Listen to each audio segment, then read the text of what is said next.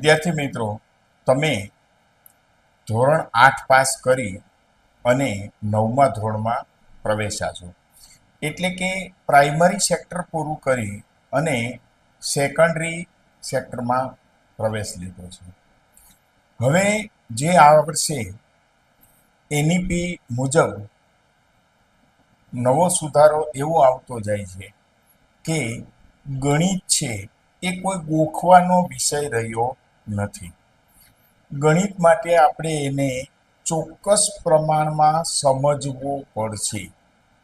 પછી આ જે ગાણિતિક સૂત્રો છે એના આપણા જીવન વ્યવહારમાં ક્યાં ક્યાં ઉપયોગ કરી શકીએ છીએ એ સમજવું પડશે.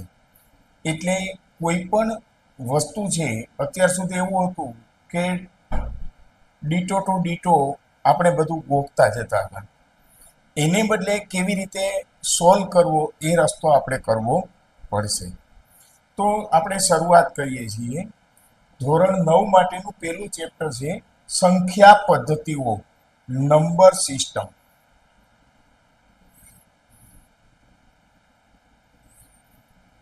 જુઓ, એમાં પેલું એવું છે સમય સંખ્યાઓ, રેશનલ નંબર, સમય સંખ્યાઓ.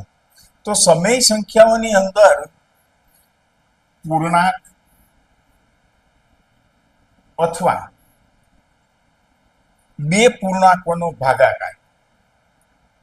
બે પૂર્ણાંકોનો ભાગાકાર એટલે અપૂર્ણાંક થઈ.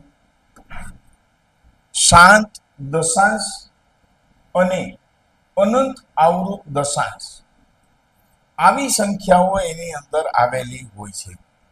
એનું ક્લિયર ડેફિનેશન સમય સંખ્યાઓનું હવે પછીના સમયમાં હું આપું છું.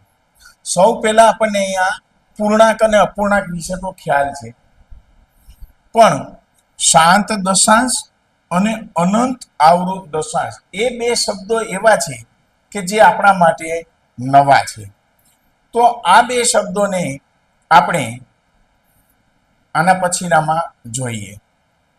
એ પહેલા હું તમને સમય સંખ્યા વિશેની એક ટૂંકી માહિતી આપી દઉં કે સમય સંખ્યા છે, આપણે જેમ પ્રાકૃતિક સંખ્યાઓ છે એને આપણે શું કહીએ છીએ? N, natural number. પૂર્ણાંક સંખ્યાઓ છે એને હોલ નંબર એટલે કે ડબલ્યુ કહીએ છીએ. તો એવી જ રીતે રેશનલ નંબર છે એને આપણે ક્યુ તરીકે આપણે ઓળખીએ છીએ. હવે તમને મગજમાં એવું થાય, મનમાં એવું થાય કે રેશનલ નંબર છે તો આર હોવો જોઈએ, પણ એકચ્યુઅલી એવું છે કે જે આર છે એ વાસ્તવિક સંખ્યાઓ માટે વાપરેલો છે. વાસ્તવિક સંખ્યાઓ એટલે એમાં સમય સંખ્યાઓ આવી જતી હોય અને અસમય સંખ્યાઓ પણ આવી જતી હોય, એને આપણે વાસ્તવિક સંખ્યા કહીએ છીએ. હવે આગળ જોઈએ. સમય સંખ્યા અને ક્યુ. ક્યુ એટલે કે ક્વોશન્ટ. ક્યુ એટલે ક્વોશન્ટ. ક્વોશન્ટ એટલે એક જાતનો ભાગાકાર, જેને પી છેદમાં ક્યુ સ્વરૂપે આપણે એને કહી શકીએ. એને સમય સંખ્યા માટે ક્વોશન્ટ કહેવામાં આવે છે. ખરેખર ક્વોશન્ટ શબ્દ જે છે તે જર્મન શબ્દ છે, બરોબર? એટલે ક્વોશન્ટ એટલે પી છેદમાં ક્યુ સ્વરૂપ.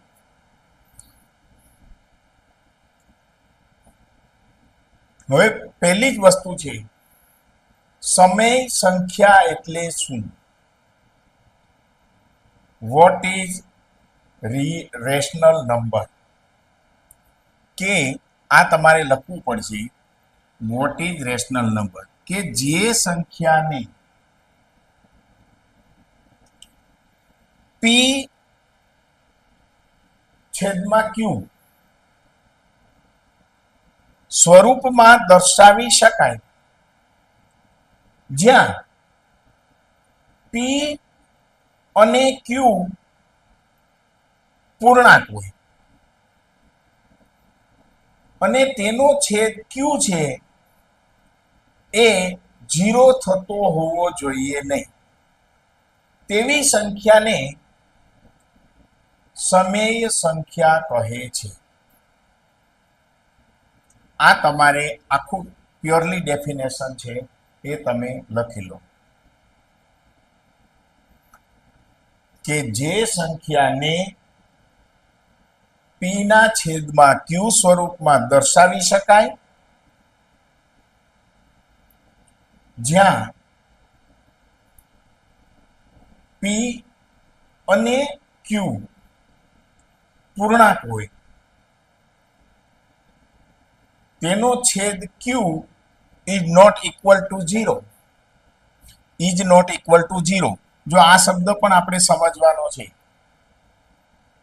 કે કોઈ પણ સંખ્યાનો ભાગાકાર 0 કેમ થઈ શકતો નથી.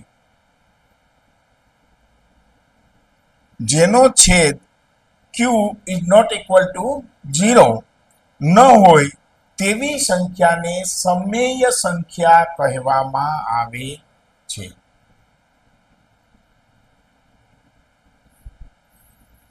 ત્યાર પછીનું નેક્સ્ટ જોઈએ. આપણે આગલામાં જોયું હતું કે ભાઈ સમય સંખ્યાની અંદર શાંત દશાંશ સંખ્યા પણ આવેલી હોય છે. શાંત દશાંશ સંખ્યા પણ આવેલી હોય છે એટલે ટર્મિનેટિંગ ડેસિમલ એટલે કે શાંત દશાંશ સંખ્યા. તો એનું લખો, જ્યારે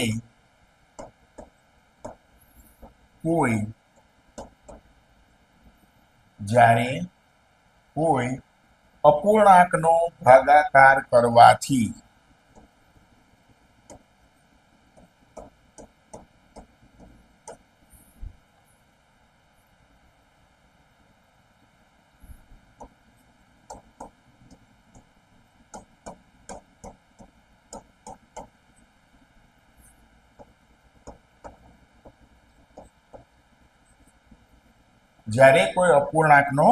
ભાગાકાર કરવામાં આવે તો દશાંશ ચિહ્ન પછી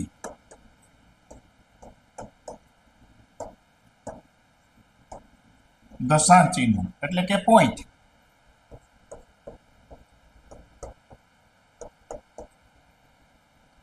દશાંશ ચિહ્ન પછી અંકો મર્યાદિત હોય.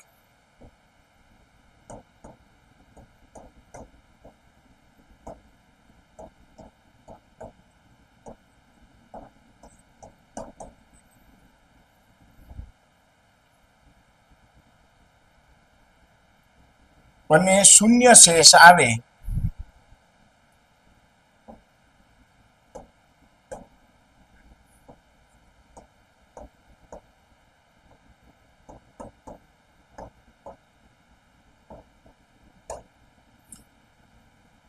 તેવી સંખ્યાને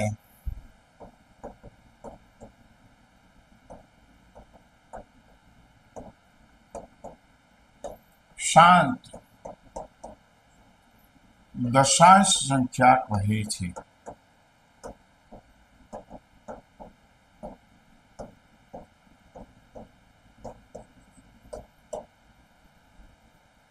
હવે ગણિતની અંદર અમુક ટર્મ્સ એટલે કે પદ, અમુક વ્યાખ્યાઓ એવી ભાષામાં આપેલી હોય કે આપણને સમજવી સરળતાથી સમજી શકતા નથી. એટલા માટે આ શાંત દશાંશ સંખ્યા એવું તમને ડેફિનેશનમાં આપેલું હોય કે ભાઈ સમય સંખ્યા એટલે પૂર્ણાંક, અપૂર્ણાંક, શાંત દશાંશ સંખ્યા, અનંત આવૃત દશાંશ સંખ્યા આવી આપેલી હોય એ બધી સમય સંખ્યાઓ કહેવાય, જેને ઇંગ્લિશમાં ટર્મિનેટિંગ ડેસિમલ કહેવામાં આવે છે. પણ શાંત દશાંશ સંખ્યા એટલે શું? શાંત દશાંશ સંખ્યા જ્યારે કોઈ પણ એક અપૂર્ણાંક આપવામાં આવ્યો છે એ અપૂર્ણાંકનો ભાગાકાર કરો એટલે કે અંશનો છેદ વડે ભાગાકાર કરો તો દશાંશ ચિહ્ન આવવાનું છે અને પછી જે અંકો આવે છે જવાબ એ મર્યાદિત હોય અને શૂન્ય શેષ આવી જતી હોય એવી સંખ્યાઓને શાંત દશાંશ સંખ્યા કહે છે. આ મુદ્દો તમારે નોટ ઉપર લઈ લેવાનો છે. હવે આના આપણે એક બે એક્ઝામ્પલ જોઈશું એટલે આપણને ખ્યાલ આવી જશે કે શાંત દશાંશ સંખ્યા કેવી છે.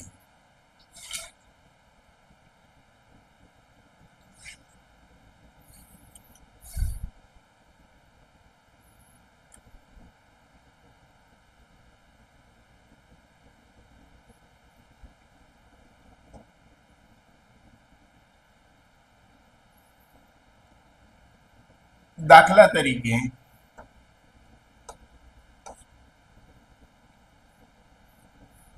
0.5 0.5 આપેલી છે તો આને આપણે બીજી કઈ રીતે લખીએ છું? 5 દશાંશ એવું લખીએ કે 5 દશાંશ 5 દશાંશ એટલે 5 એકુ 5 અને 2 પંચા 10.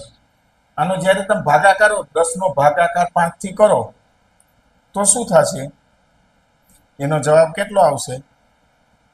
શૂન્ય શેષ આવવાની છે, જવાબ 2 આવવાનો છે, બરોબર? પણ શેષ તો શૂન્ય થઈ જવાની છે.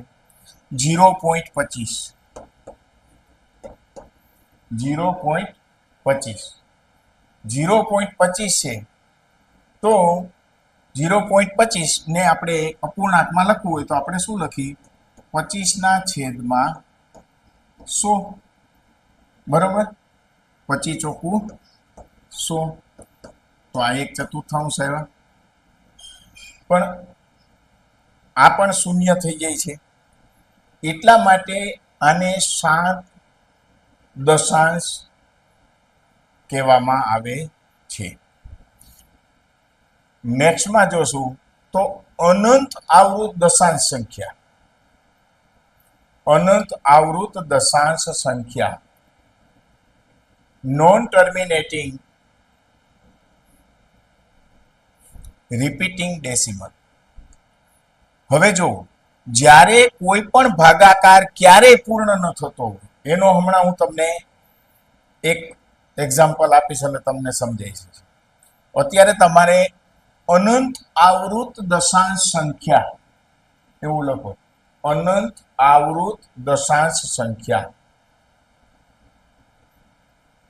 Non terminating repeating decimal.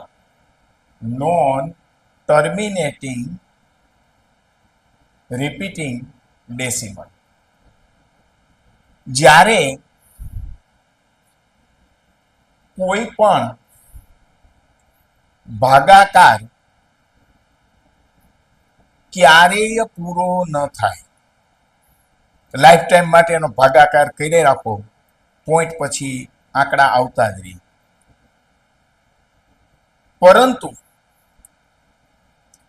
Point પછી એક જ અંક અથવા તો સમૂહ વારંવાર રિપીટ થતો જાય એને અનંત આવૃત દશાંશ કહે છે. તેને અનંત આવૃત દશાંશ કહે છે. એ માટે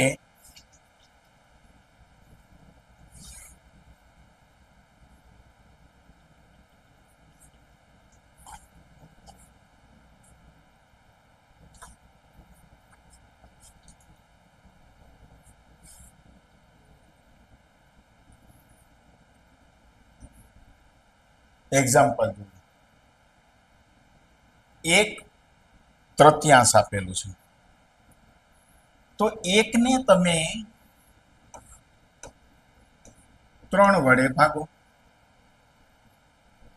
તો અહીંયા તો 1 છે, અહીંયા 3 છે, એટલે આપણે શું કરવાના? શૂન્ય મૂકી અને પોઈન્ટ મૂકવાના, બરાબર?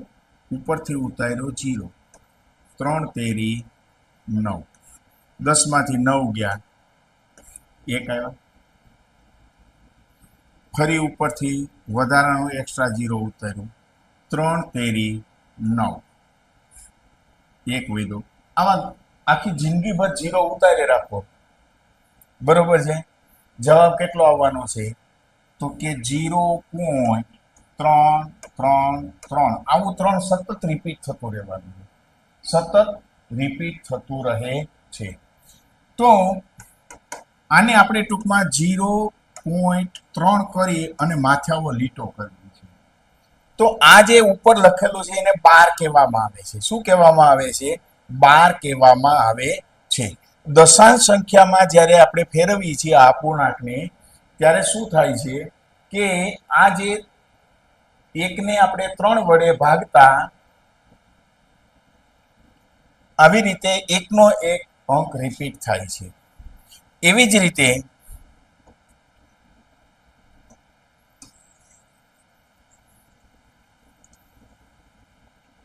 એકને 7 વડે જ્યારે ભાગવામાં આવે ત્યારે એનો જવાબ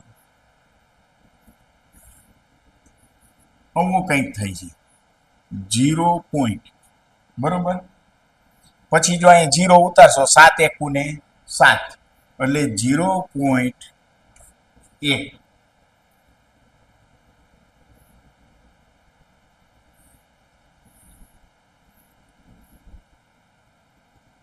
0.1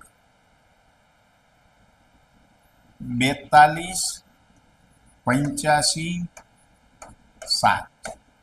પાછી આની આ ગાડી આગળ આવશે, 14 28 57. આમને એમ આગળ ને આગળ ધપતી રહેશે. તો આપણે શું કરે છે કે પહેલા બે આંકડા લઈ વધુ આપણે 2 સુધી લેતા હોય છે, પણ તમે જોવો કે 14 28 57 એટલે 12 કરીને મૂકી દઈએ છીએ, કારણ કે પોઈન્ટ પછી આપણે હર હંમેશ 2 આંકડા લખી અને મૂકી દેતા હોય છે. એટલે આવી જે સંખ્યાઓ છે એને અનંત આવૃત દશાંશ સંખ્યા કહેવામાં આવે છે. અનંત આવૃત દશાંશ સંખ્યા, બરોબર. હવે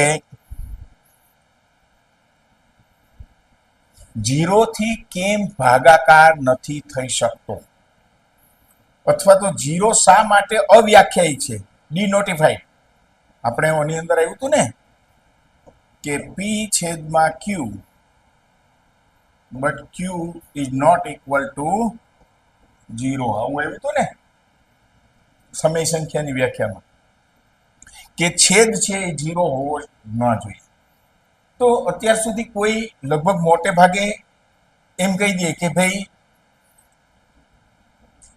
0 થી ભાગાકાર શક્ય નથી, પણ શા માટે શક્ય નથી એ પહેલા આપણે ચેક કરવું પડે. જુઓ,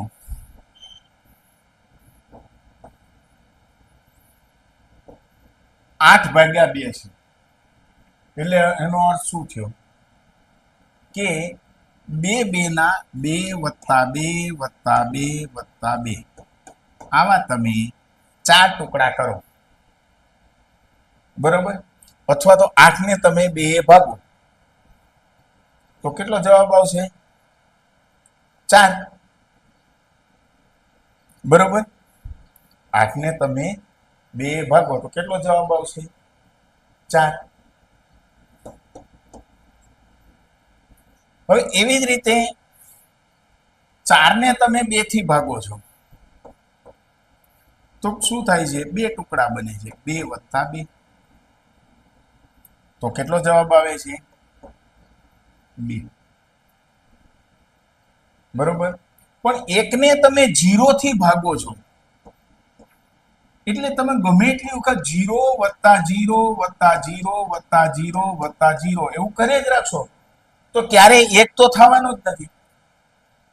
આપણે જેમ અહીંયા 2 વત્તા 2 વત્તા 2 વત્તા 2 કરીએ છીએ તો 4 વખત કરીએ તો 8 થઈ જાય છે ને, એમ 0 વત્તા 0 વત્તા 0 વત્તા 0 એવું તમે ગમે એટલી વાર કરશો પણ એક થતો નથી. એટલા માટે આપણે આને અવ્યાખ્યાયિત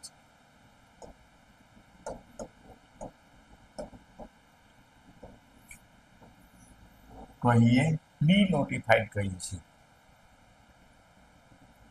આજનું આ પ્રકરણ આપણે અહીં રાખી દઈએ છીએ. નેક્સ્ટ પછીથી આપણે મળીશું.